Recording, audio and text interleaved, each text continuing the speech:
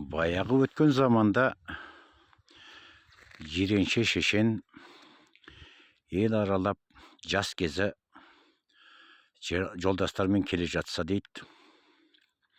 Алыстан бір топ қыз тезек теріп жүрген көріп ат басын әгідерге бұрады.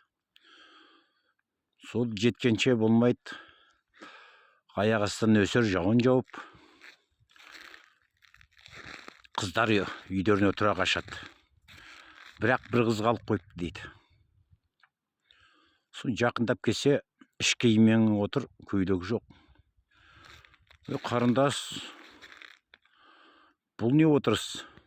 Жолдас қыздарың бәрі қашып кетті да, сен қалып қойдың. Сол кезде қыз, қаша берсін. Одар қазір үйге барғанша тезектерім алмандай су бықсып жанбайды. Ал мен сіздер кеткеннен кейін көйлегім тезектің үстінде, тезегім құрғақ, үйге барғанда лапылдап жанат депті. Сонда жиренше шешен әлгі қыздың ақылдығына разы боп жөн сұрапты.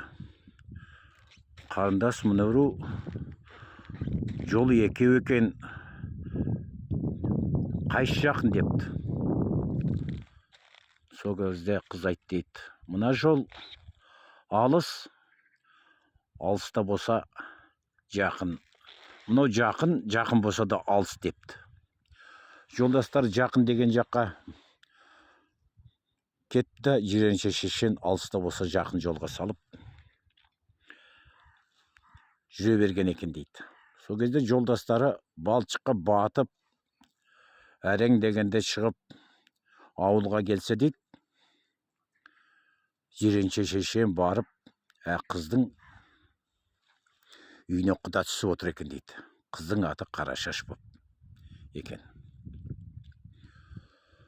Содан екеусі үйленіп, ел аузында аңыз боп қалып, өлгенше бірге тұрып өткен.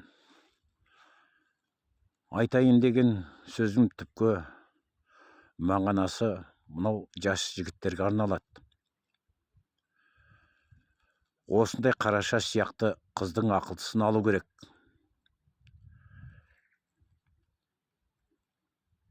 Ақылды қыз, онсыз да көрікті.